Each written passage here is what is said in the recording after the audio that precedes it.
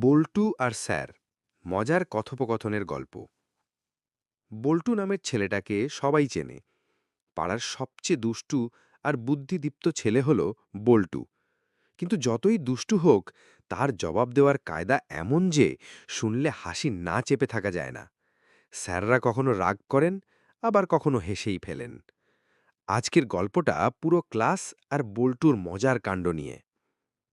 ক্লাসে প্রথম দৃশ্য। গণিতের স্যার ঢুকেই বললেন, বই খোলো, আজ যোগ বিয়োগের অনুশীলন করব। সবাই বই খুলল, শুধু বল্টু জানালা দিয়ে বাইরে পাখি দেখছে। স্যার তাকিয়ে বললেন, বল্টু, তুই কি বই খুলবি না? বল্টু নিরীহ চেহারা করে বলল, স্যার, আমি তো পাখির যোগ বিয়োগ শিখছি। দেখলেন না, দুইটা পাখি বসলো, একটা উড়ে গেল, বাকি রইল একটা। বাস্তব যোগ বিয়োগ শিখছি স্যার। ক্লাসে সবাই হো হো করে হেসে উঠল। স্যার মুখ গম্ভীর করে বললেন, তুই একদিন আমার মাথা খেয়ে ছাড়বি। দ্বিতীয় দৃশ্য। বাংলা ক্লাস। বাংলা স্যার কবিতা পড়াচ্ছিলেন। হঠাৎ বল্টুকে প্রশ্ন করলেন, বলতো, কবিগুরু রবীন্দ্রনাথকে কেন বিশ্বকবি বলা হয়? বল্টু কিছুক্ষণ ভেবে বলল, কারণ উনি পৃথিবীর সবখানেই পরিচিত, কিন্তু আমাদের স্কুলে এখনো আসেননি, তাই তাকে বিশ্বকবি বলা হয়। স্যার অবাক হয়ে বললেন, এইসব উত্তর কোথা থেকে আনিস রে বাপ? বল্টু হেসে বলল, স্যার, এগুলো আমার ইনস্ট্যান্ট জ্ঞান। ক্লাস আবারও ফাটাফাটি হাসিতে ভরে গেল। তৃতীয় দৃশ্য। ইংরেজি ক্লাস। ইংরেজি স্যার বললেন, Boltu, translate this sentence. I love my country. Boltu দাঁড়িয়ে বলল, আমি আমার দেশকে ভালোবাসি। স্যার খুশি হয়ে মাথা নেড়েই আরেকটা দিলেন। Now translate, my country loves me. Boltu একটু ভেবে বলল, আমার দেশ আমাকে ভালোবাসে, তবে ট্যাক্স দিলে একটু বেশি ভালোবাসে। সবাই হেসে গড়িয়ে পড়ল।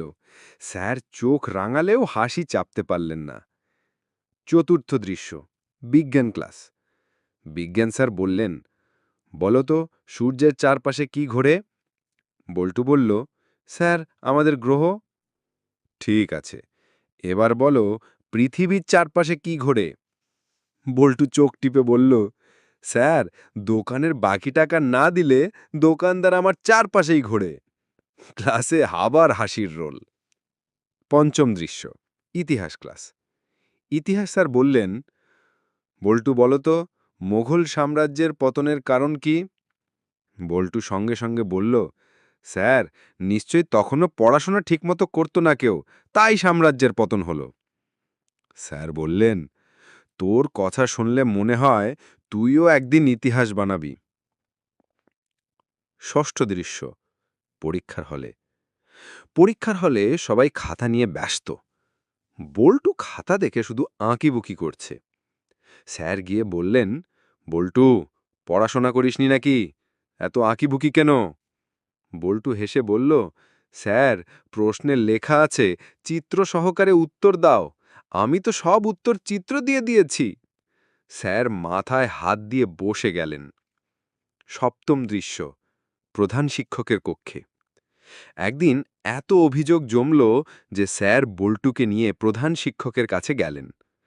প্রধান শিক্ষক বললেন, বল্টু, তুই এত দুষ্টুমি করিস কেন? বল্টু শান্ত গলায় বলল, স্যার, আমি দুষ্টুমি করি না, আমি শুধু সবাইকে হাসাই। হাসি হলো সুস্থ থাকার ওষুধ, তাহলে আমি তো আসলে স্কুলের ডাক্তার। এমন উত্তর শুনে প্রধান শিক্ষকও হেসে উঠলেন। শেষ দৃশ্য।